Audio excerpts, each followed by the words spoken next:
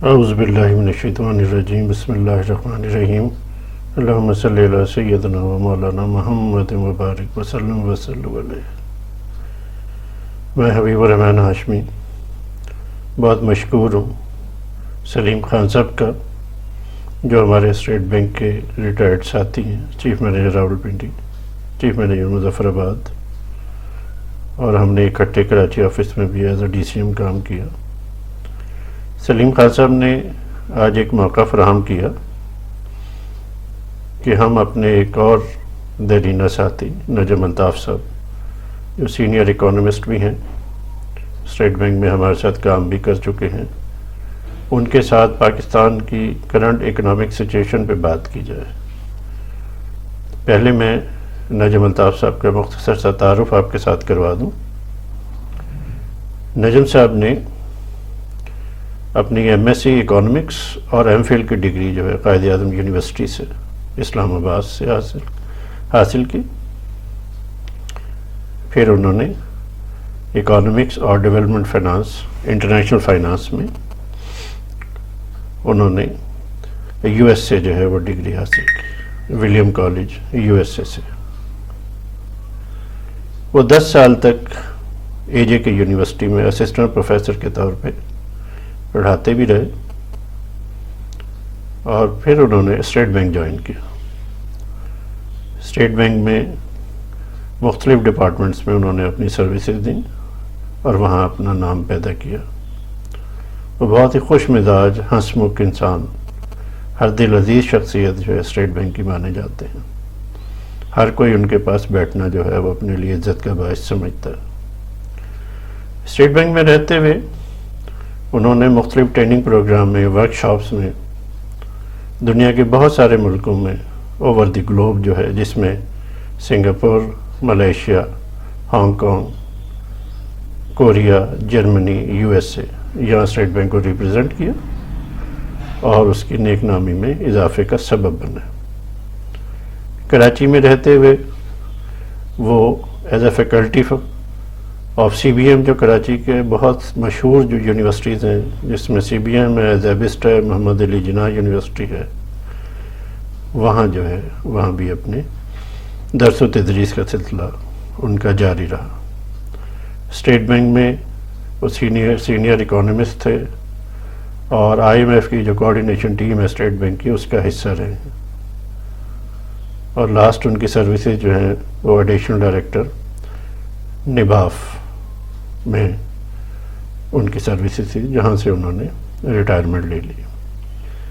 नजम अल्ताफ़ साहब आजकल अपना एक चैनल भी उन्होंने YouTube पे शुरू किया हुआ है, जिसका नाम है फ्रेंड्स फोरम।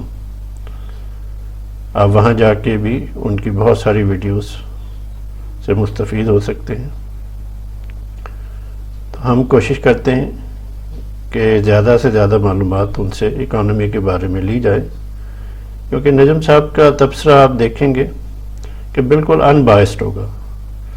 आजकल TV पे जो आप तबसरे सुनते हैं, उसमें तबसरा करने वाले की या तो एक तरफ झुकाव होता है या दूसरी तरफ झुकाव होता है। कोई भी बैलेंस या ट्रू पिक्चर हमें नहीं दिखाता। तो आज हमने नजम साहब से रिक्वेस्ट की है कि वो हमें हमारे पाकिस्तान की इकोनॉमी की ट्रू पिक्चर जो है, इस वक्त की सिचुएशन जो है और मुस्तकबिल के बारे में वो बताएं। तो मैं सलीम खान साहब से दरख्वास्त करूँगा कि वो सवाल जवाब का सिलसिला जो है नजम साहब से शुरू करें। सलीम साहब की आवाज़ अगर नहीं आ रही तो मैं नजम साहब से कुछ सवालात करता हूँ।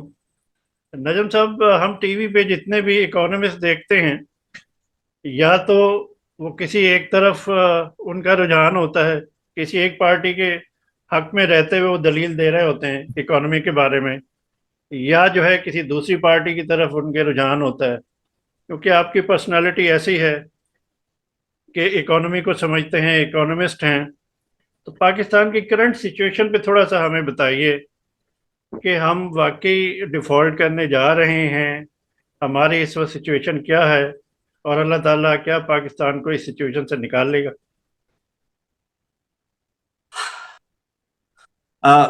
आपने बजा फरमाया। बाज़ औक़ात TV पर जब बंदा तबसरे सुनता है तो बाज़ वक्त बड़ी मायूसी भी होती है, और बाज़ कॉर्नर से बंदे को होप भी मिलती है। लेकिन ऑनेस्टली स्पीकिंग हर तरफ से कहीं बायस्ड ओपिनियन ही आती है। अब पाकिस्तान को लें या किसी भी मुल्क को ले लें, आशमी साहब, देखिए तीन पैरामीटर्स हैं जब जिस पे आप जो है वो चेक करते हैं कि कंट्री कहां पर जा रहा है, ठीक है। लेकिन अप फ्रंट मैं आपको बता दूं, अगर कोई कंट्री डिफॉल्ट भी करती है तो I think people should take it as a opportunity to learn and redress, अपने नंबर्स को रीअलाइन करने की कोशिश करें। तो वो एक इतना डरना नहीं चाहिए उस डिफॉल्ट से, क्योंकि हमने पार्शियली डिफॉल्ट किया था आई थिंक आफ्टर 9/11 के बाद, बल्कि जब उन्होंने अटॉमिक किया था उसके बाद भी पार्शियली हमने कुछ डिफॉल्ट किया था कुछ के ऊपर। तो वो जो 3 पैरामीटर्स हैं आशमी साहब, एक तो ये है कि रेटिंग एजेंसीज हैं, उन रेटिंग एजेंसीज की अगर रेटिंग्स देखेंगे तो वो कंट्रीज को रेट करते हैं डिफरेंट पैरामीटर्स के ऊपर, और रेटिंग स्टार्ट होती है ए से A+ और इस तरीके से नीचे B, C की तरफ आती है। इस वक्त अनफॉर्चुनेटली पाकिस्तान की जो रेटिंग है वो, चाहे मूडीज को ले ले, स्टैंडर्ड एंड पुअर को ले लें, तो वो कुछ CC की कैटेगरी के अंदर आ रहे हैं, तो ज्यादा अच्छे प्रॉस्पेक्ट्स नहीं है एज फॉर दैट।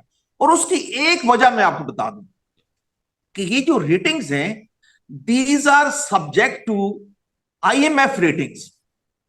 और जब मैं IMF रेटिंग की बात करता हूं, IMF का एक जो रोल है जिसको मैं सेकेंडरी रोल कहता हूं, they act as a rating agency Standard और पुअर की तरह ही।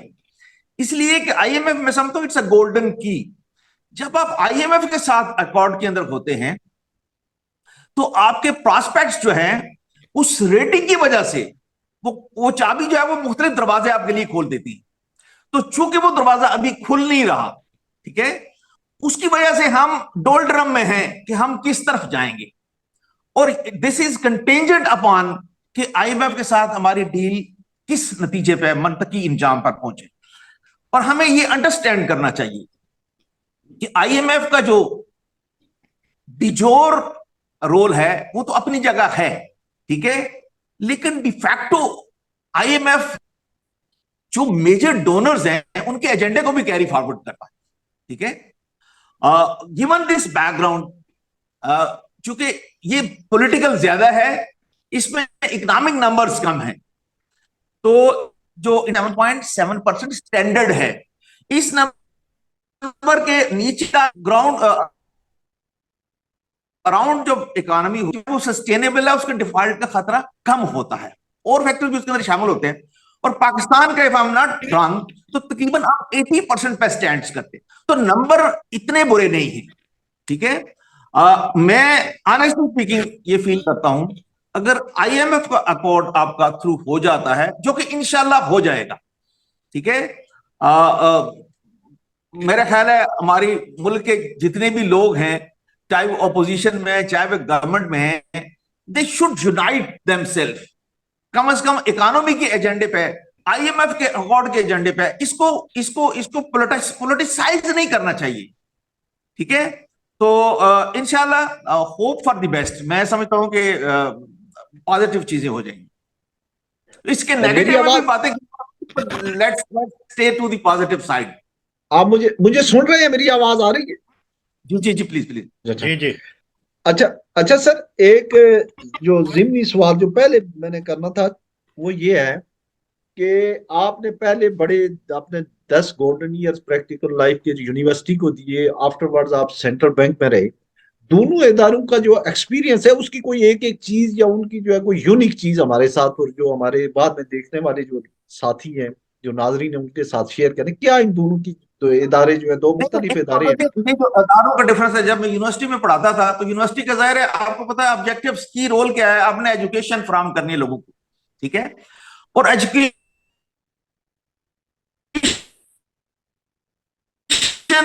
एनवायरमेंट है उसके अंदर टीम बिल्डिंग बहुत ज्यादा होती है, और वहां पे हर आदमी जो है वो स्टैंड अलोन भी जो है एक्सेल करता है, अगर आप अच्छे उस्ताद हैं, अपने सब्जेक्ट के अंदर कॉम्पिटेंट हैं, तो बाकी कोई फैक्टर होता नहीं है, ठीक है, और कोई रिस्पॉन्सिबिलिटी होती नहीं है, और लोग एक दूसरे को बड़ा सपोर्टिव एक एनवायरनमेंट होता है, और आपके ऊपर कोई एक्स्ट्रा प्रेशर नहीं होता बिल्कुल किसी तरह का भी।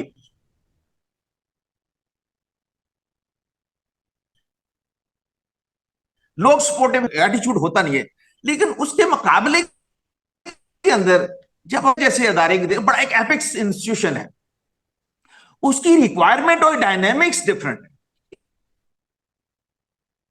एक हायरार्किकल स्ट्रक्चर है, और फिर एक आप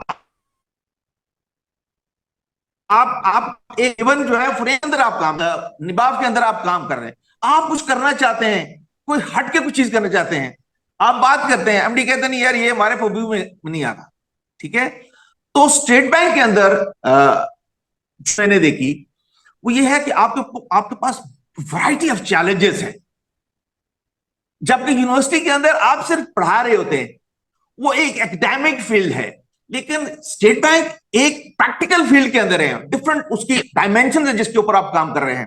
यानी जहां आप टेक्निकल अपनी स्किल्स को मैनिफेस्ट करते हैं, वहां पर आपको इंटरपर्सनल स्किल्स का आपको खुद अंदाजा है कि वो कितनी एसेंशियल है, क्योंकि पीपल मैनेजमेंट जो हमने स्टेट बैंक के अंदर सीखी वो किसी और जगह हम सीख सकते। दोनों जगह के कुछ लीडर्स की थोड़ी सी बात आपको मैं शेयर करना चलूं। दो नाम यूनिवर्सिटी के पॉइंट ऑफ व्यू से मेरे इमीडिएट बॉस कह ले, बॉस तो थे ही नहीं कभी, क्योंकि यूनिवर्सिटी में कोई बॉस होता नहीं था, डॉक्टर खैरात चौधरी साहब, वो वाइस चांसलर भी रहे आजाद कश्मीर यूनिवर्सिटी, और वो पीएचडी थे लंदन से, बड़े पढ़े लिखे आदमी थे और बहुत ही हम्बल आदमी थे। मुझे याद है कि एक दफा चक्कर लगा ले, आप जरा देखेंगे कि मैं वहां पर क्या करता हूं, तो आप खुद देखेंगे तो आपको अंदाजा हो जाएगा।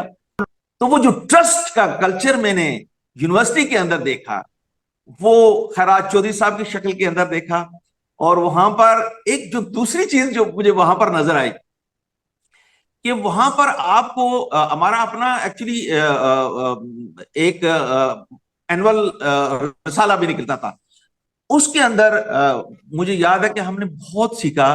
खैरात चौधरी साहब from editing to script writing, वो हमारी पूरी टीम को बिठाते थे और हमारी लर्निंग करते थे। तो ये एक बड़ी अच्छी इन्वायरमेंट खैरात चौधरी साहब की शक्ल के अंदर वहां पर देखी। फिर और भी बहुत सारे दोस्त हैं जिनका नाम ले, सैयद नसार हुसैन हमदानी साहब का जिक्र किया जा सकता है, बड़े जबरदस्त दोस्त थे, बड़ा इंकरेज किया।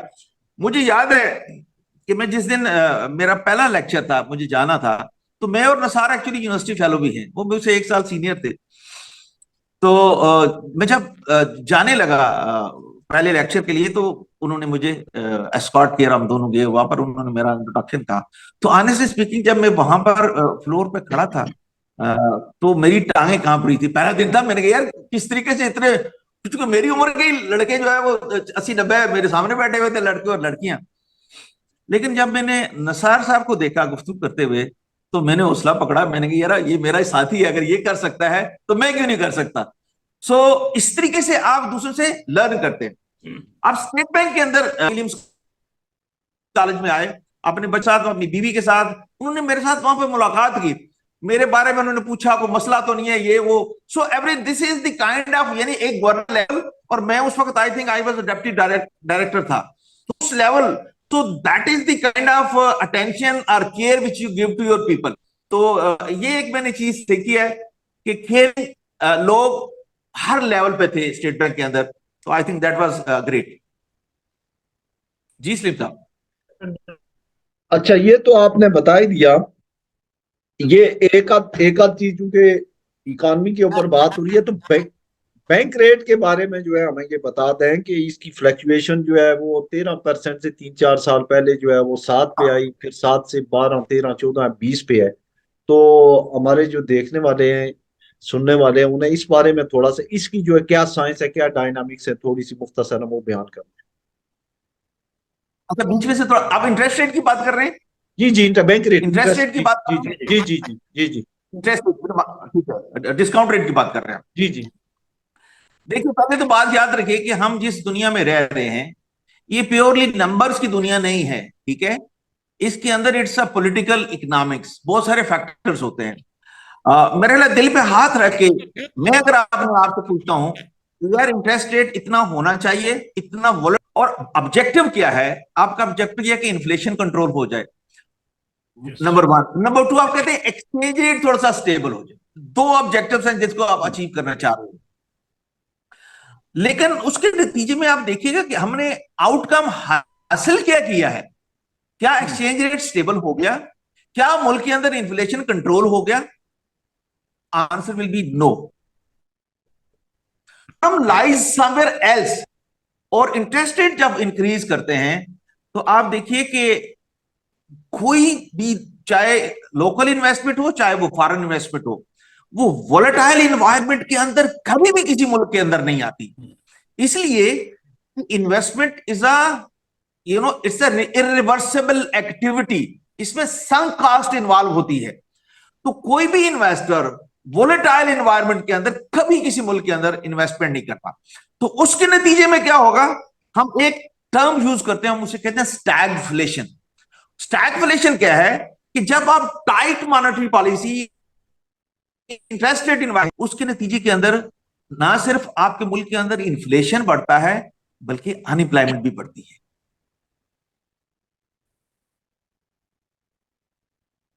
तो ये इकोनॉमिक रीजन इतने नहीं है जितने पॉलिटिकल रीजन हैं। और उसके अंदर आई थिंक बड़ा फैक्टर यह है कि बहुत पहले आईएमएफ की तरफ से आ गया था कि इंटरेस्ट रेट को कुछ बेसिस पॉइंट इंक्रीज करना है। तो I think that is the way they are doing it because they have to do it. जी वाशिम। जी हाशमी साहब से मैं गुजारिश करूंगा, अगर आपने कोई सवाल करना है या अगर मजीद कुछ नहीं है तो फिर आप इसको सम अप करें। अच्छा खासा हमारा सेशन हो गया, बड़ा मुफीद, हमें जो है बातचीत भी हो गई, हमने जो है हाँ, इसका काफी टाइम भी 40 मिनट तक लिमिटेड है। जी तो जी। नजम साहब, आप एक दो को मेजर स्टेप्स ऐसे क्या तजवीज करेंगे कि इस सिचुएशन से पाकिस्तान बाहर आ सके? आपके नजदीक क्या वो मेजर स्टेप्स लिए जा सकते हैं? देखिए, मेरा ख्याल है, देखिए शॉर्ट टर्म के अंदर आपके पास जो ऑप्शंस हैं वो बड़े लिमिटेड हैं। कोशिश करनी चाहिए कि हमें आईएमएफ अकॉर्ड को किसी ना किसी तरीके से इसको जारी रहे। ये बहुत जरूरी है शॉर्ट टर्म के अंदर। अब आप पूछेंगे कि ये आईएमएफ से छूट हमें कैसे मिल सकती है, वो लॉन्ग टर्म की बात है, ठीक है।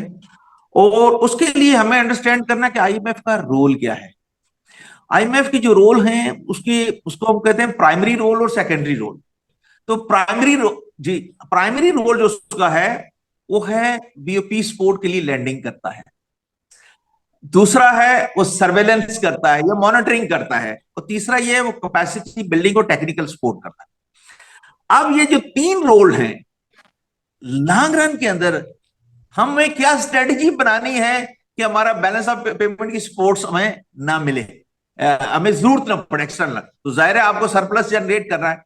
अगर सरप्लस आप जनरेट नहीं कर सकते तो उसकी जो कास्ट है वो एक्सचेंज रेट डेप्रिसिएशन की शक्ल में, you got to be ready for that for time being, वो जरूरी है। दूसरा ये है कि वो जो सर्वेलेंस करनी है तो central bank has to play the leading role. क्योंकि ऑनेस्टली स्पीकिंग मैं फील करता हूं कि कुछ एरियाज हैं जहां पर सेंट्रल बैंक को स्पेसिफिकली फॉरेन एक्सचेंज मार्केट के अंदर, इसी तरीके से कमर्शियल बैंक्स की के अंदर state bank have to be थोड़ा सा उसको जो ना प्रोएक्टिवली बहुत ही एक्टिव होना पड़ेगा। मसलन देखिए ना, हमारे यहाँ पाकिस्तान के अंदर अगर आप देखें कमर्शियल बैंकिंग के अंदर, तो आप वेज देखें डिपॉजिट रेट के अंदर और लैंडिंग रेट के अंदर।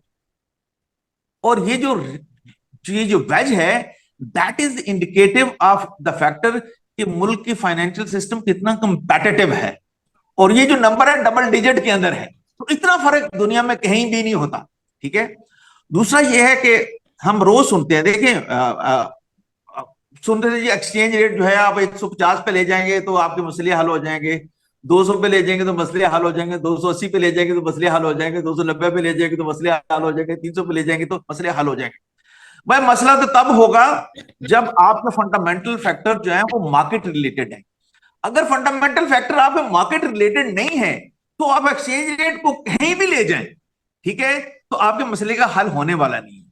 जब आप ये खबर सुनते हैं कि जी आज इतनी करेंसी स्मगल होके एक पूरा मुल्क जो है हमारे फॉरेन अर्निंग पे पल रहा है, ठीक है, और करेंसी स्मगल हो रही है आपके अंदर, मुल्क के अंदर इस वक्त, ऑनेस्टली स्पीकिंग, आप जरा देखें कि जो मार्जिन कमर्शियल बैंक यूज कर रहे हैं फॉरेन ट्रांजैक्शंस के ऊपर, और इस तरीके से हमारे जो एक्सचेंज कंपनी जो मार्जिन यूज कर रही हैं वो बहुत ज्यादा हाई है। तो state bank has to, I think, अपने आप को थोड़ा सा ज्यादा विजिलेंट बनाना है इस साइड के ऊपर।